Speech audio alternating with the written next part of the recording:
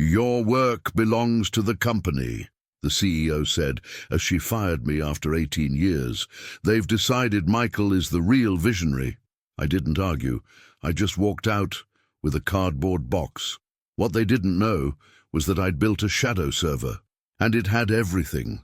My name is Daniel Merritt. I'm 47 years old. I worked 18 years as lead systems architect at Nexus Technologies.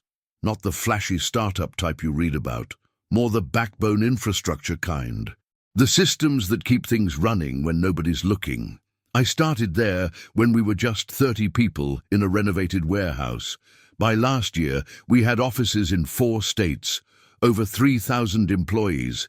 I built most of the core architecture myself, the authentication protocols, the fail-safe systems, the redundancy structures that kicked in when everything else failed.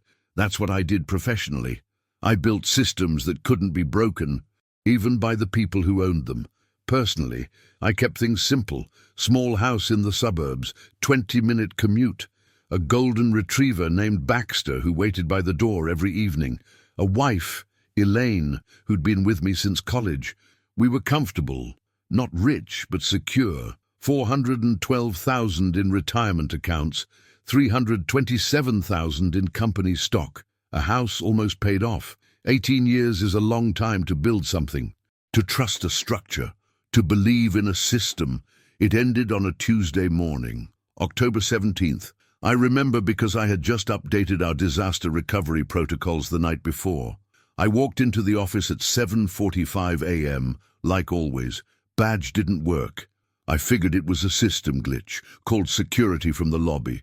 The guard looked uncomfortable, told me to wait. 10 minutes later, Laura Voss walked out, our HR director. She had a small cardboard box in her hands. "My personal items. The board made some difficult decisions last night," she said, not quite meeting my eyes. "We're implementing a restructuring effective immediately." "What kind of restructuring?" I asked. Already knew the answer, just needed to hear it. "Your position has been eliminated.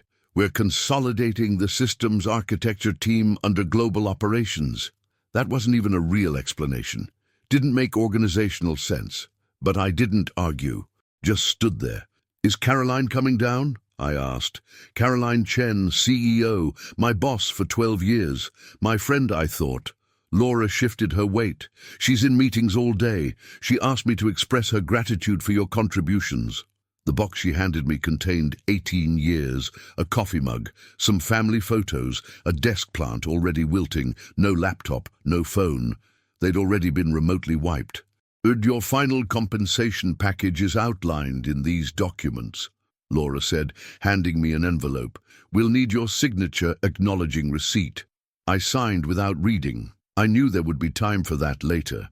"Your company stock options are outlined in Section 4, she continued.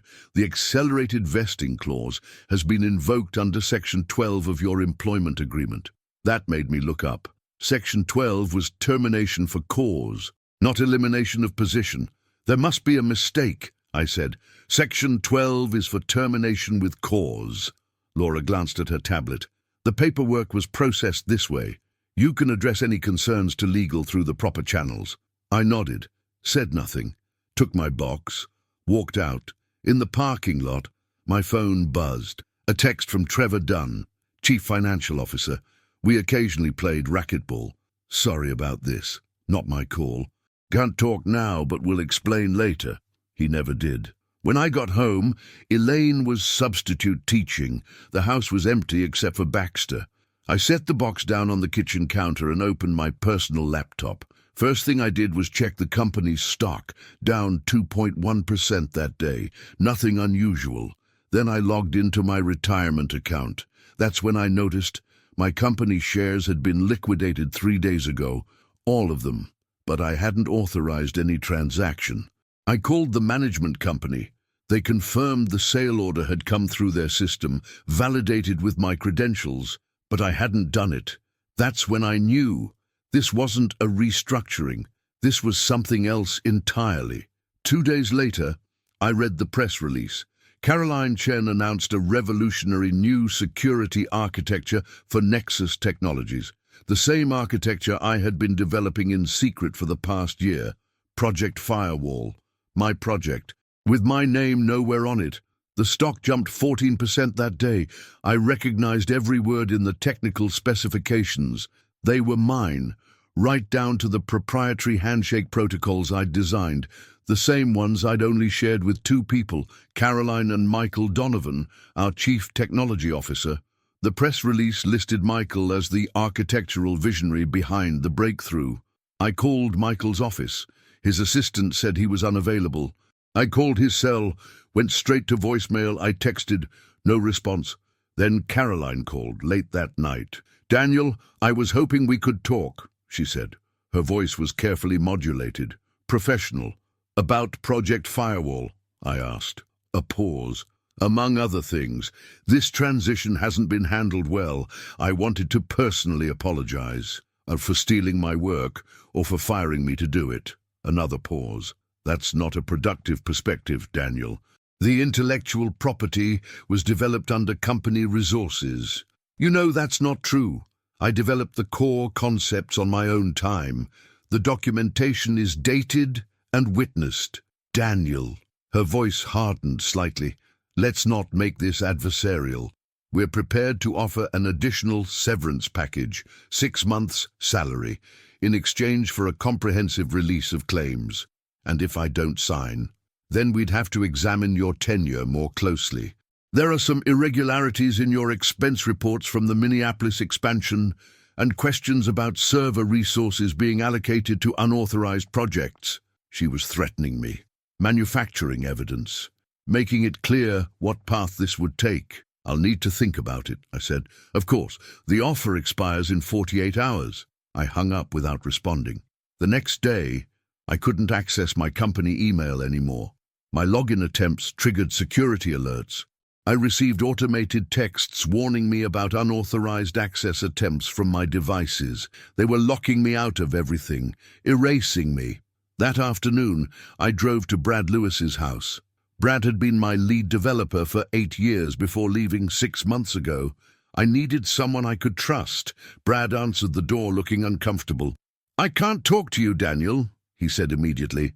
"I signed an NDA." "What NDA? You don't work there anymore." "A new one. Consulting agreement." "I'm sorry." He started to close the door. "Wait," I said. "Did they bring you in to finish Project Firewall?" His face gave me the answer. "I can't discuss that. They've already contacted my lawyer once." "When?" I asked. "Last week," he said, then looked startled, like he'd said too much. "Last week, before I was fired. They'd planned this, carefully, systematically." I nodded. "Thanks, Brad." "I understand." As I walked back to my car, my phone buzzed with an email. The company's legal department. A cease and desist letter warning against disparaging communications and misappropriation of confidential information. They were watching me, every move. When I got home, Elaine was waiting, looking worried. "Caroline called me," she said. I froze. "What did she want?" "To check on us."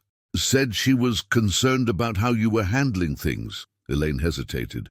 "She mentioned a concerning report from HR, something about inappropriate access attempts." They were already building their narrative, crafting me into the disgruntled ex-employee, the security threat. "Did she say anything else?" I asked, keeping my voice neutral. "That we should be careful with any legal actions, that it could affect our retirement funds." They were threatening my wife now, using her to get to me. I simply nodded. "I see." That night, I didn't sleep. Something Trevor had once mentioned came back to me, about the new board members from Axion Partners, how they specialized in acquiring intellectual property through creative corporate restructuring. I opened my laptop and began researching Axion, 3 previous companies they'd invested in. 3 innovative founders who'd left under unclear circumstances. 3 proprietary technologies that suddenly belonged to someone else. This wasn't just about me. It was a playbook. I didn't confront Caroline, didn't call Michael, didn't respond to the legal threats. Instead, I did what I do best. I analyzed the system, found its vulnerabilities, started building from there, First, I documented everything, every communication, every document I still had access to. Every email thread about Project Firewall that remained in my personal archives. Then I reached out to Margot Kwan, a patent attorney I'd consulted 2 years earlier on an unrelated matter. Not from my home phone, not from my personal email, from a new account, on a borrowed laptop, from a coffee shop 3 towns over. I need to verify something, I told her when we met. If I developed a technical infrastructure on my own time, documented the process independently, but then expanded it while employed. Who owns what? She considered carefully. It depends on your employment agreement and how distinct the original work was from the expanded version. I showed her my original notes, date-stamped, notarized from back when I was still developing the concept. These are quite detailed, she said, reviewing them, and substantively different from what you'd need to establish clear separation. I nodded. That's what I thought. I didn't tell her about the termination, about Nexus, just theoretical questions about intellectual property rights, establishing the groundwork. Next, I contacted Andrew Peterson, former SEC compliance officer, now private consultant, another coffee shop, another borrowed laptop. How would someone report suspected securities fraud related to misrepresented intellectual property origins? I asked. He explained the whistleblower provisions, the protections, the documentation requirements. The burden of proof is substantial, he warned, and the process isn't quick. I'm not in a hurry, I replied. Over the next 3 weeks, I built my case meticulously. No emotions, no accusations, just facts. Documentation, timestamps, witness statements from former colleagues who hadn't signed new NDAs. I created 3 separate secure archives of everything. 1 physical, 2 digital, encrypted differently, stored in different locations. I didn't discuss any of this with Elaine. Better she didn't know details. Plausible deniability. I simply told her I was exploring options. Meanwhile, Nexus announced the first client implementation of Project Firewall, a major government contract. $37 million. Stock jumped another 11%. Caroline gave interviews talking about the years of development that had gone into the architecture, how Michael had spearheaded the innovative approach. I watched, said nothing, kept building my case. The severance offer expired. Their legal department sent another letter, more explicit threats, allegations of concerning behavior, warnings about potential liability. I didn't respond. Let them think their intimidation was working. Then I received an unexpected message from Vanessa Rodriguez, board member, one I'd always had minimal contact with. We should talk, her message said, not through official channels. A phone number followed, prepaid cell, I discovered later. When I called, she spoke quickly. I'm not comfortable with certain recent decisions, but I need assurances of discretion. I can be discreet, I said. And the board wasn't given complete information about Project Firewall's development or your termination. What were you told? I asked. That you'd violated security protocols, attempted to claim sole ownership of company property, became volatile when confronted. None of it true, all of it carefully crafted. And now, I asked, now I'm seeing discrepancies, timeline issues, documentation gaps, and questions being deflected. Why are you telling me this? She paused. Because I've seen this pattern before, at other companies. It doesn't end well for anyone except a select few. What do you suggest? Be careful, she said. They're monitoring your communications, your financial transactions, looking for anything they can use. Why would a board member help me? I asked. Because I invested in people and innovation, not intellectual property theft disguised as corporate strategy. She paused. I can't be directly involved, but I'll answer specific questions if you have them. After that call, I adjusted my approach, changed my documentation procedure, created new fail-safes. I did exactly what I'd always done at Nexus, built a system that would function even under attack, that would survive attempts to corrupt it. I wasn't angry anymore. I was focused. This wasn't emotional. It was architectural. What Nexus didn't know, what Caroline and Michael couldn't have known, was that I'd always been cautious about my work. 18 years of building secure systems teaches you things about redundancy, about access controls, about maintaining independent verification systems.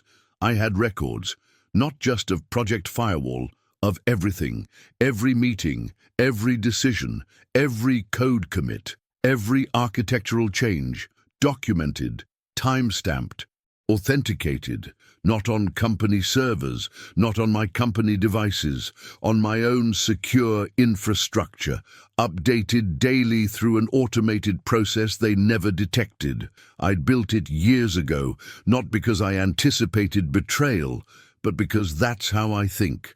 Systems need backups, people fail, infrastructure gets compromised. Trust is not a security protocol, so when they wiped my devices, blocked my access, they missed the shadow system I'd maintained, the one that kept recording even as they thought they'd erased me. 3 days after my conversation with Vanessa, I visited Jason Kim. He'd been legal counsel at Nexus before leaving to start his own practice 2 years earlier.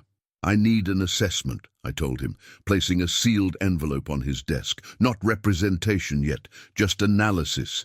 Inside was a USB drive with selected documentation, proof of concept. Enough for him to understand what I had without seeing everything.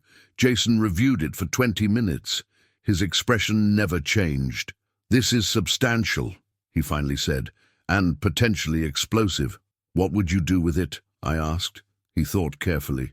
Not what they'd expect, not a direct lawsuit that they're already prepared to fight. "I'm listening. They've positioned this as a disgruntled employee situation, a routine IP ownership dispute. They expect cease and desist violations, settlement demands, things they can counter with their legal resources." I nodded. "But this," he gestured to the documents on his screen, "this suggests multiple regulatory violations. Securities fraud, misrepresentations to government contractors. Those aren't fought in civil court." "They'd still bury it," I said. "They have resources." Jason smiled slightly. "Yes, but they're playing a corporate legal game. Those are different rules, different players." He outlined a strategy, not aggressive, not immediate, careful, methodical, building pressure points in specific places. "The goal isn't to confront them directly," he explained. "It's to create a situation where the system itself forces disclosure." It made perfect sense to me. It was exactly how I designed security protocols. Don't fight the attacker directly. Create an environment where the attack itself triggers the defense mechanisms. Over the next month, I followed Jason's guidance. I filed specific documentation with particular regulatory bodies, not comprehensive claims, targeted information requests, the kind that created paper trails, that established timelines, that couldn't be easily dismissed. I met with 2 former Nexus employees who had left around the same time as Brad. Both had similar stories, similar pressure tactics, similar legal threats. One had documentation I hadn't seen before, communications about Project Firewall from 6 months earlier, planning discussions about transition of architectural ownership. They'd been planning this for much longer than I realized. Meanwhile, Nexus announced an expanded government implementation. Another press release highlighting Michael's architectural vision. More interviews with Caroline about the years of development. The stock hit an all-time high. Caroline exercised options worth $12 million. Michael sold shares worth $8 million. SEC filings confirmed both transactions. I saved every document, every announcement, every filing, added them to my archives. Then came the announcement I'd been waiting for. Nexus would be pursuing a secondary stock offering, raising capital for expanded implementation of proprietary security architecture. That changed the game. New legal requirements, new disclosure obligations, new scrutiny. The pieces were in place. Now it was time to shift from defense to offense, not with emotion, not with accusations, with carefully positioned facts that would trigger the right systemic responses. On a Wednesday morning, exactly 6 weeks after my termination, I filed a formal whistleblower complaint with the SEC.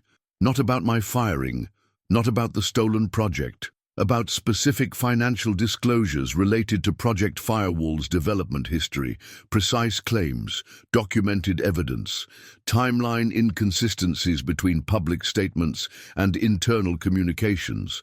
I didn't seek publicity, didn't contact journalists, didn't make threats. I simply initiated a process and provided documentation. The same day, I sent a detailed letter to the Procurement Compliance Office overseeing the government contract. Again, not accusations, just documented timeline discrepancies between what Nexus had represented in their contract proposal and what internal records showed. The third action was filing a formal patent application, not for the entire Project Firewall architecture. For the core authentication protocol I'd developed before joining Nexus, the foundation everything else was built upon.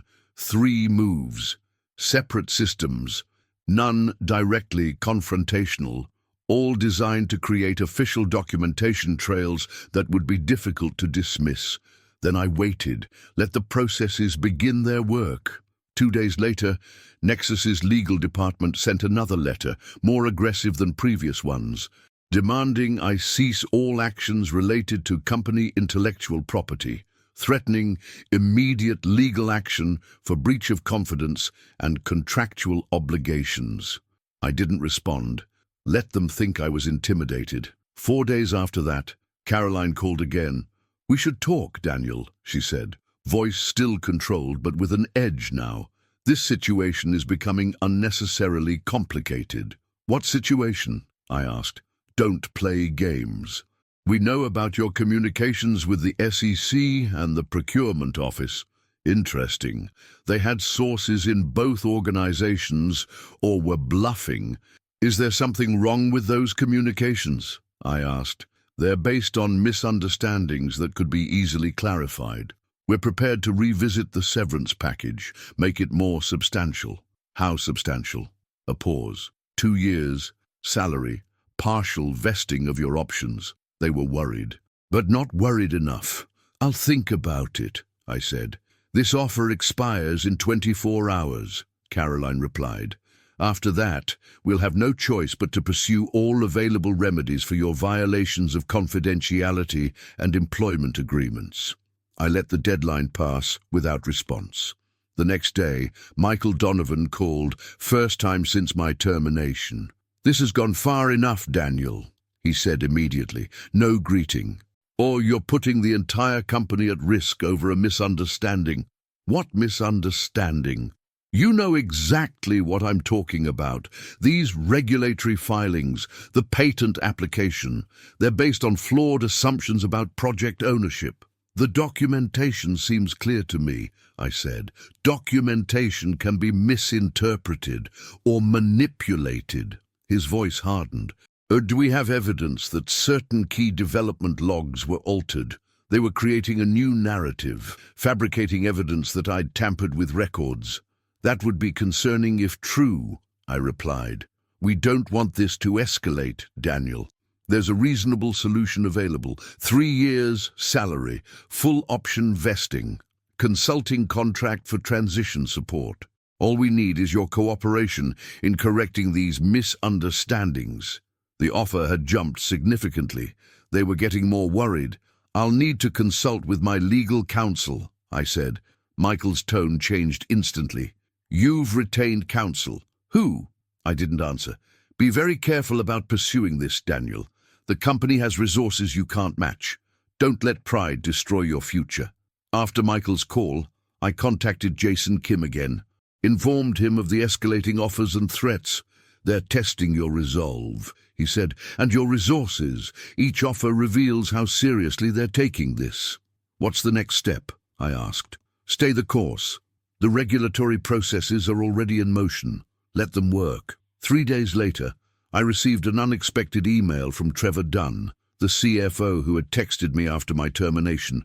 "Need to talk, not on company channels." Important. A phone number followed.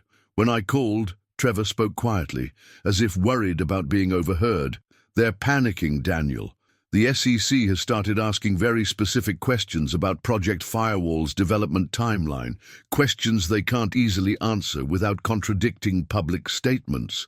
Why are you telling me this? A pause. Because I didn't know what they were doing, not until it was done. And now I'm seeing documents being adjusted, dates being changed, development logs being modified. Are you recording these changes? I asked. Yes, but carefully. They've implemented new internal monitoring after your whistleblower filing. So they know it was me. They suspected immediately. Now they're certain. He hesitated. Be careful, Daniel. Caroline has brought in specialized counsel, not just for legal defense, for aggressive countermeasures. What kind of countermeasures? I don't know details, just that significant resources have been allocated and that they're focusing on your personal and financial history, looking for vulnerabilities. After that call, I accelerated certain protective measures, moved assets, secured communications, informed Elaine that she might hear concerning allegations about me. From who? She asked. Former colleagues, maybe even friends. What kind of allegations? Nothing true, I assured her. Just tactics. 2 days later, it started. A call from our neighborhood friend Mark. He'd received a strange call from someone at Nexus, asking about my behavior changes in recent months. Then Elaine's sister called. Someone had contacted her with concerns about my emotional stability following the termination. They were building a narrative, trying to undermine my credibility before any public disclosures. I documented each incident, added it to the file, continued the process. Then came the financial pressure. Our home equity line of credit was suddenly frozen for review. Our insurance company notified us of a routine audit requiring extensive documentation. Small pressures designed to create stress, distraction, fear. I didn't react, didn't respond emotionally, just continued following the established process. Because I understood something they didn't. This wasn't about me against them anymore. It was about the systems I'd set in motion, regulatory processes, legal documentation, patent applications, systems that would continue functioning regardless of their pressure tactics. 8 weeks after my termination, the first major crack appeared. A notification from the Patent Office that my application had created a priority examination situation due to its relationship with existing commercial applications. The next day, Nexus received a formal request from the SEC for clarification of certain disclosures related to proprietary technology development. 2 days after that, the Procurement Compliance Office placed a temporary hold on the government contract pending resolution of documentation irregularities. I didn't celebrate, didn't gloat, just continued the process. The response was immediate. A call directly from William Barnes, chairman of the Nexus board. "Hey, this situation has escalated unnecessarily," he said. "No introduction, no pleasantries." "Which situation?" I asked. "Don't be obtuse, Daniel. We both know what's happening.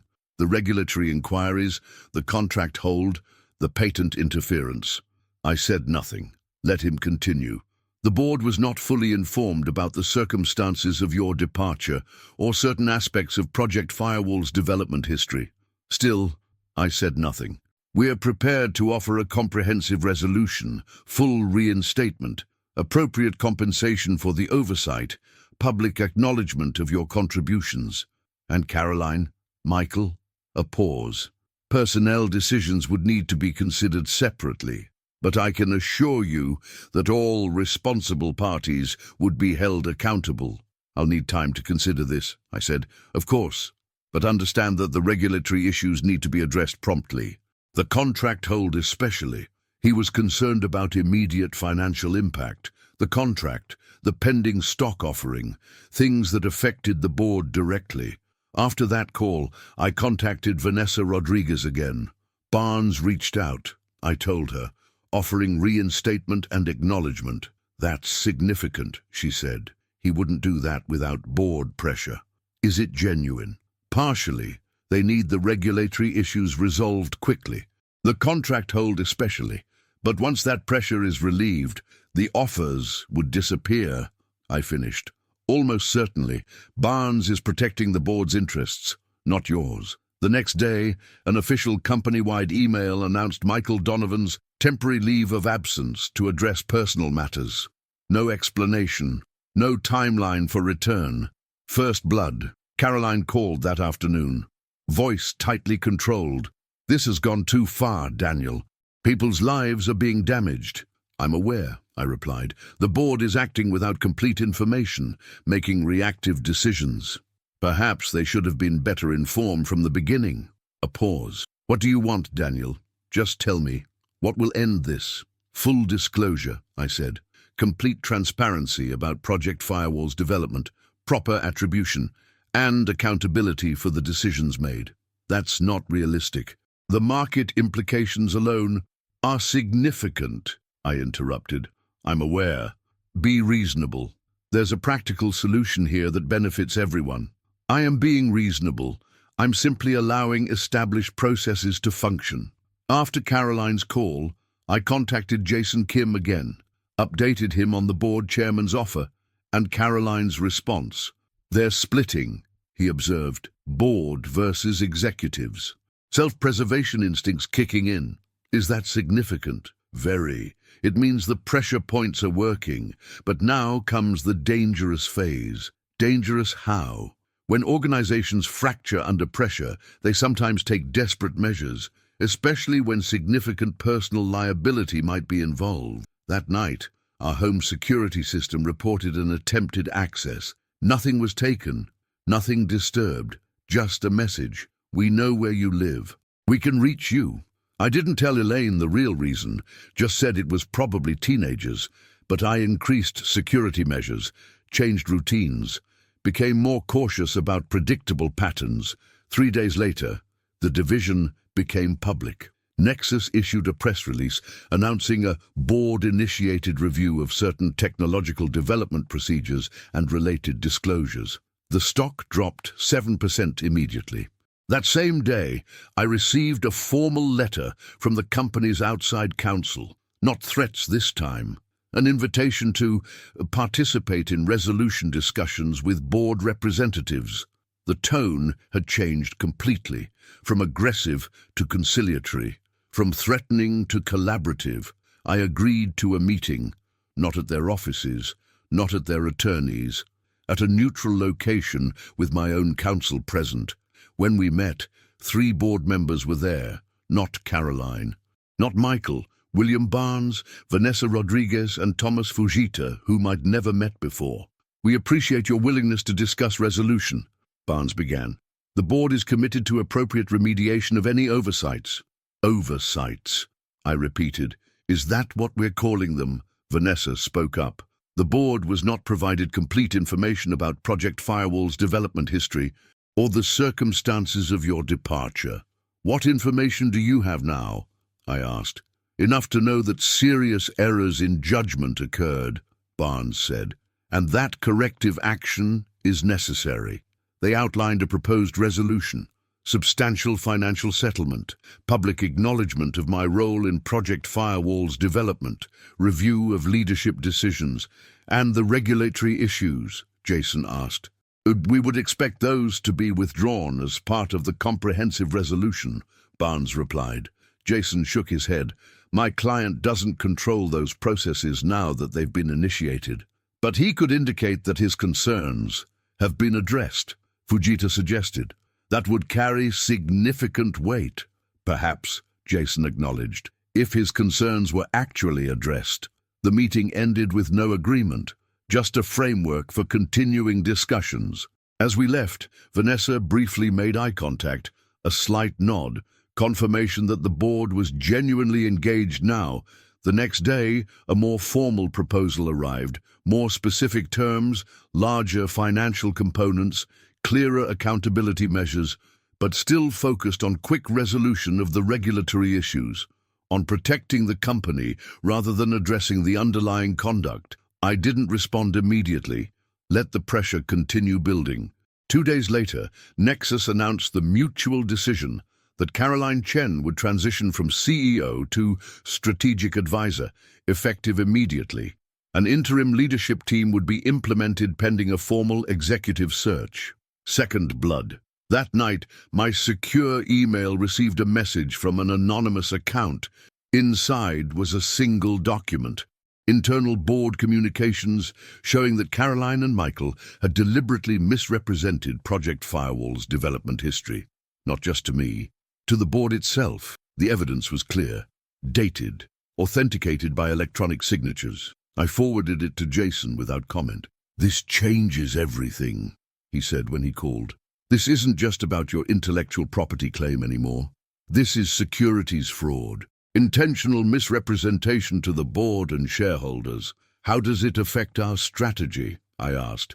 "It gives us leverage for a complete resolution, not just financial compensation, structural change." The next morning, another announcement. Michael Donovan's leave of absence had become a permanent departure to pursue other opportunities. The pieces were falling. The system was working exactly as designed. 10 weeks after my termination, Nexus Technologies called a special board meeting. Emergency session, not publicly announced. I knew, because Vanessa told me, they're considering a complete leadership change, she said, and a comprehensive disclosure of the Project Firewall situation. "Why now?" I asked. "The SEC investigation has expanded. They're looking at personal trading activities by Caroline and Michael around key announcement dates. And the government contract issue has escalated to the Inspector General's office. Systems functioning as designed, each component triggering the next. The next day, Barnes called again. "We need to resolve this immediately," he said. No preamble. "The company is facing existential regulatory threats." "I'm listening," I replied. "Full financial restoration, public acknowledgement of your role, leadership changes already implemented, and board oversight reforms to prevent similar situations, and the regulatory issues. We need your assistance in resolving them, indicating that your concerns have been addressed." "Have they been?" A pause. "We believe the proposed resolution addresses the substantial issues you've raised." I considered. "I'll discuss it with my counsel." Jason reviewed the new proposal carefully. "It's significantly improved," he acknowledged, "but still focused on quick resolution rather than full accountability." "What would full accountability look like?" I asked. "Disclosure of exactly what happened, who made what decisions, when and why, no corporate sanitization." I nodded. "That's what I want." The next counter-proposal we sent included specific disclosure requirements, detailed public accounting of the decision process, names, dates, documentation. Barnes called immediately after receiving it. "This level of disclosure would severely damage the company," he argued, "possibly beyond recovery." "The company made those decisions," I replied, "not me." "Be reasonable, Daniel. There's appropriate accountability, and then there's corporate suicide. I'm not interested in destroying Nexus," I said, "just in ensuring that what happened is properly understood and addressed." After 3 more days of negotiation, we reached an agreement. Not everything I wanted, not everything they wanted, but a genuine resolution, full financial restoration, board-level acknowledgement of my role in Project Firewall, structured leadership changes, and most importantly, a detailed internal investigation with results provided to regulatory authorities, no public bloodbath, but no cover-up either. When the final documents were signed, Barnes asked to speak with me privately. "This could have been much worse for everyone involved, Tor," he said. "I want to acknowledge your restraint." "I wasn't interested in destruction," I replied, "just correction. Nevertheless, many in your position would have sought maximum damage. I considered this. That wasn't the architecture I designed." He looked confused. "When you build systems," I explained, "the goal isn't punishment. It's proper function, identifying failures, implementing corrections, establishing better controls." He nodded slowly. An engineer's perspective. Yes, exactly. 2 weeks later, Nexus issued a detailed press release. It acknowledged significant contributions by former systems architect Daniel Merritt to Project Firewall's development, announced a comprehensive leadership restructuring, and disclosed an internal investigation into certain development attribution processes. The stock took an initial hit, down 12% on the announcement, but stabilized within days as the market absorbed the controlled nature of the disclosure. The SEC investigation continued, but narrowed to focus on specific individual actions rather than company-wide practices. The government contract hold was lifted following a detailed technical review and implementation of new documentation protocols, and my patent application proceeded with company acknowledgement of its priority position. Systems restored to proper function. I didn't return to Nexus, didn't want to. Some architectures, once compromised, are never truly secure again. Instead, I accepted a position with a smaller firm, leading their security implementation team, with clear contractual provisions regarding intellectual property development. Elaine and I moved. Fresh start, new house. Baxter adjusted quickly to the bigger yard. The financial settlement allowed us to be comfortable, not wealthy, just secure, the way we'd been before. I occasionally saw news about Nexus. Their stock recovered eventually. The new leadership implemented stronger controls. Project Firewall continued its deployment, now with proper attribution protocols in place.